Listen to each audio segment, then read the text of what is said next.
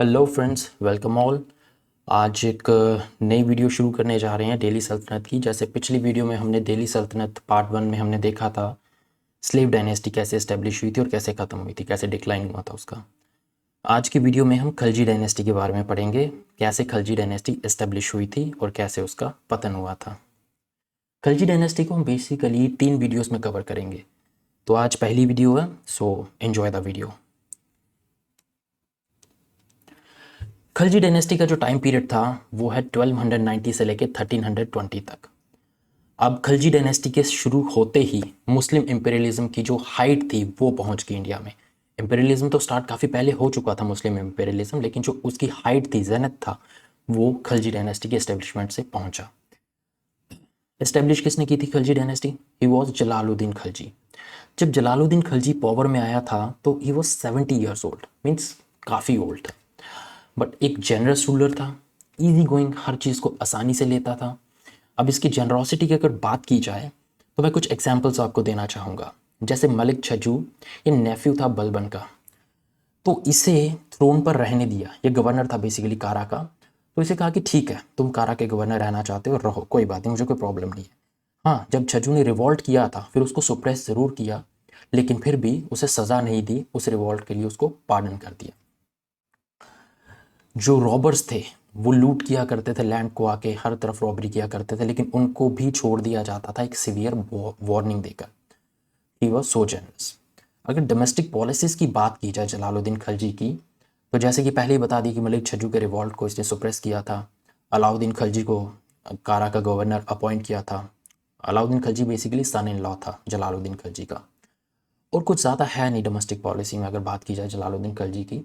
तो Mongol invasion की अगर बात की जाए तो 1292 में मंगोल्स जो थे उन्होंने इन्वेड किया था इंडिया पे, उनको डिफीट कर दिया था जलालुद्दीन खलजी ने। 1296 में जलालुद्दीन खलजी एक एक्सपीडिशन पे गया था देवगिरी, बल्कि एक्सपेंशनिस्ट एक्सपीडिशन थी, देवगिरी गया था। अलाउद्दीन खलजी ने उस समय अपने father in law Jalaluddin Khalji को ट्रेचरसली मर्डर कर दिया था, और जो दिल्ली का थ्रोन था उसको यूसर्प करके खुद थ्रोन पर आ गया था। अब अलाउद्दीन खलजी की बात की जाए तो 1296 में अलाउद्दीन खलजी का रूल शुरू होता है और 1316 में ख़त्म होता है। ये सेकेंड रूलर था खलजी डायनेस्टी का। ये बेसिकली अपने आप को सेकेंड अलेक्जेंडर कहता था। इसने एक टाइटल लिया था सिकंदर सनी का, जिसका मतलब ही यही होता है कि second Alexander. Basically Alauddin Khilji का जो नाम था वो था अली गुरु शाह, लेकिन जब ये थ्रोन पे आया तो ही असेंडेड एज अलाउद्दीन खिलजी। इसने अपने किंगडम से ड्रिंकिंग को बैन कर दिया, अल्कोहल की ओपन सेल को बैन कर दिया। इसने एक सिटी बनाई थी सिरी, जो दिल्ली की 7 सिटीज़ में से एक है। दिल्ली की बेसिकली 7 सिटीज़ हैं, जिसमें से एक थी सिरी, ये सेकंड सिटी थी दिल्ली की। बाकी 6 सिटीज़ दिल्ली की क्या हैं वो मैं आपको अगली स्लाइड में बताऊंगा। अलाउद्दीन खिलजी बेसिकली एक पॉलिसी को फॉलो करता था, divine right theory of kingship. उसका ये मानना था कि जो किंगशिप है वो भगवान की देन है, हर किसी को नहीं मिलती है, उसी को मिलती है जिसे भगवान देता है। ओके, सो इसने 4 ऑर्डिनेंसेस इंट्रोड्यूस की थी ताकि जो रिवॉल्ट्स हैं वो ना हो सके।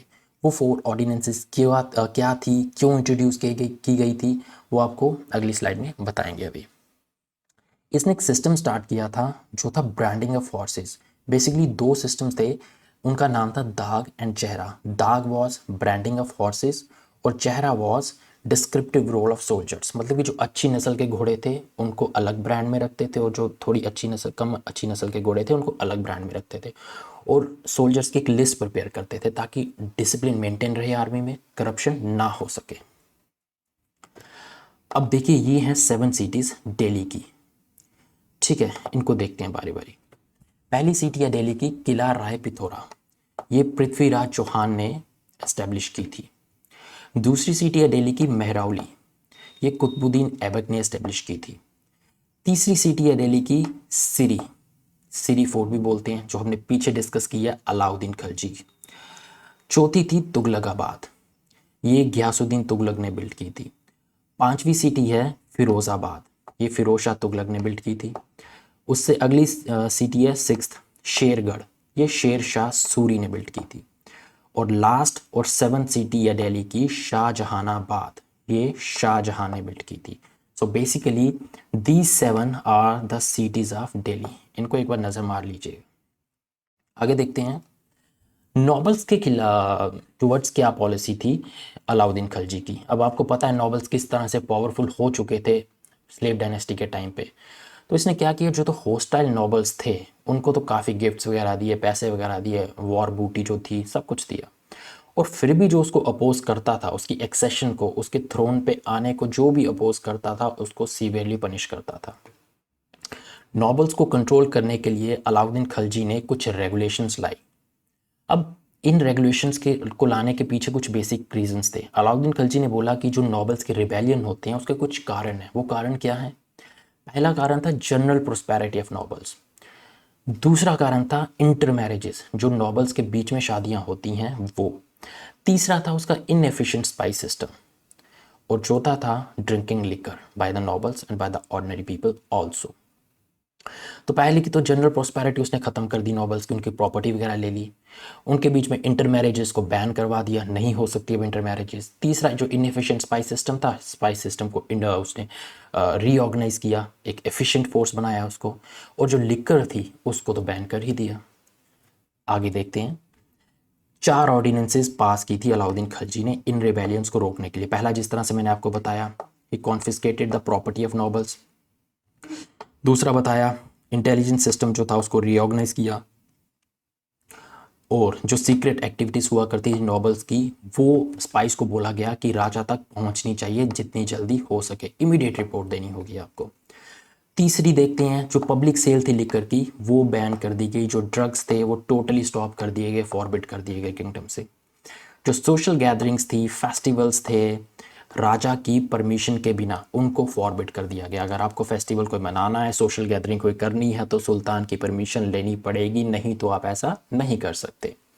इन हार्श मेजर्स के कारण जो किंगडम था वो रिबेलियन से फ्री हो गया, मतलब कि विद्रोह मुक्त हो गया वो किंगडम।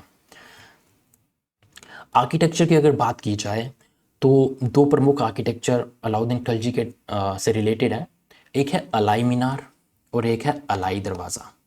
दीज टू, ये आपका अलाई दरवाज़ा है जिसकी फ़ोटो आप देख सकते हैं अपनी स्क्रीन के ऊपर। अलाई मीनार की फ़ोटो भी आप गूगल करके देख सकते हैं, मेरे पास जगह नहीं थी स्लाइड में तो मैंने नहीं डाली वो।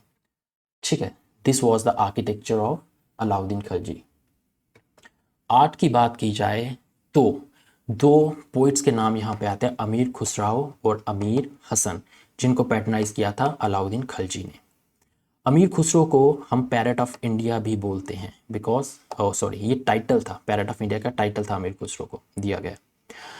अमीर खुसरो को माना जाता है कि जो उर्दू लैंग्वेज है उसके फादर थे, उसका ओरिजिन अमीर खुसरो से ही होता है। और जो सितार की इन्वेंशन थी उसका क्रेडिट भी अमीर खुसरो को ही दिया जाता है। अमीर खुसरो के अगर हम 2 वर्क्स की बात करें, इनफैक्ट फेमस वर्क्स तो इनके काफ़ी थे, जो फेमस वर्क्स हैं इनके जिसका आपको भी पता होगा वो है लैला मजनू और Tughlaqnama. These are the most famous works of Amir Khusrau. Okay, so this was about art. अब डायनेस्टी के एंड की अगर बात की जाए तो जो खिलजी डायनेस्टी थी उसका जो लास्ट रूलर था, बेसिकली लास्ट रूलर तो नहीं बोल सकते हम, लास्ट रूलर तो खुसरो खान था। जो सेकंड लास्ट रूलर था मुबारक शाह खिलजी, जो अलाउद्दीन खिलजी के बाद आया था, उसको मार दिया खुसरो खान ने। खुसरो खान बेसिकली कज़न था, उसका सॉरी कमांडर था इसका मुबारक शाह खिलजी का। तो इसकी पर्सनल एम्बिशंस थी खुसरो खान की, तो इसने मुबारक शाह खिलजी को मार दिया। कुछ हिस्टोरियंस ऐसा मानते हैं कि जो खुसरो खान था वो लास्ट खिलजी सुल्तान था। तो हमें इस डिस्कशन में नहीं पढ़ना है कि कौन लास्ट था, क्योंकि UPSC is not going to ask you such type of questions. In fact any other examination is not also going to ask you such type of question, so don't waste your head upon that. जो successor थे अलाउद्दीन खिलजी के वो basically weak rulers थे। जैसे मुबारक शाह खिलजी की बात की जाए तो he was pleasure loving king, he was drunk all the time, he was always pleasurable. Khusro Khan he was also very weak ruler, तो ये किंगडम को यूनाइट करके नहीं रख सके। इवेंचुअली क्या होता है 1320 में जो गवर्नर होता है पंजाब का, दी गजी मलिक, ये कुछ नॉबल्स के ग्रुप को इकट्ठा करता है और दिल्ली को कॉन्कर्ड कर देता है और थ्रोन को कैप्चर कर लेता है। गजी मलिक बेसिकली गवर्नर होता है दीपालपुर का। ये सुल्तान खुसरो शाह को मार देता है और दिल्ली के थ्रोन पर चढ़ जाता है एज गियासुद्दीन तुगलक और तुगलक डायनेस्टी को फॉर्म करता है। इसी के साथ स्टार्ट होती है आपकी तुगलक डायनेस्टी। अब जो बैटल्स थी अलाउद्दीन खिलजी ने कॉन्क्वेस्ट की थी साउथ इंडिया में, नॉर्थ इंडिया में, वो एक इम्पॉर्टेंट टॉपिक है और उसको टाइम भी लगेगा पढ़ने में। तो उसके लिए मैं एक अलग से वीडियो लेके आऊँगा आज या कल में, तो उस वीडियो का वेट कीजिए आप। और जो मार्केट रिफॉर्म्स थे, economic reforms, army reforms, political reforms Alauddin Khilji के, वो भी इम्पॉर्टेंट टॉपिक है और उसमें भी 10 मिनट लग जाएंगे वीडियो बनाने में, तो उसको भी हम एक अलग वीडियो में डिस्कस करेंगे। तो ये मत समझे खिलजी डायनेस्टी का एंड हो गया। अभी 2 वीडियोज़ और आएंगी खिलजी डायनेस्टी के रिलेटेड, सो उन वीडियोज़ का वेट कीजिए। उसके बाद खिलजी डायनेस्टी पूरी तरह से ख़त्म होगी और उसके बाद हम शुरू करेंगे तुगलक डायनेस्टी। जैसे गयासुद्दीन तुगलक ने शुरू की थी तुगलक डायनेस्टी, उसके बाद हम वो डिस्कस करेंगे। जैसे वहाँ फेमस रूलर थे एक तुगलक डायनेस्टी के, मोहम्मद बिन तुगलक।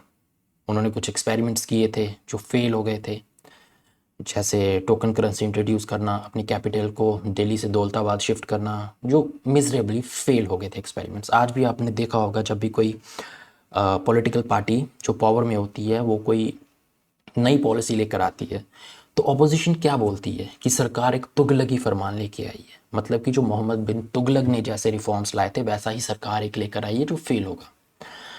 सो ये हम डिस्कस करेंगे अगली वीडियो में जब हम तुगलक डायनेस्टी के बारे में डिस्कस करेंगे। फिलहाल आज के लिए इतना ही, हम इस वीडियो को अब यहीं पे ख़त्म करते हैं। आई होप आपको वीडियो पसंद आएगी। अगर पसंद आई होगी तो डेफिनेटली वीडियो को प्लीज़ लाइक कीजिएगा, शेयर कीजिएगा और चैनल को सब्सक्राइब कीजिएगा। And thank you, bye bye, have a good day.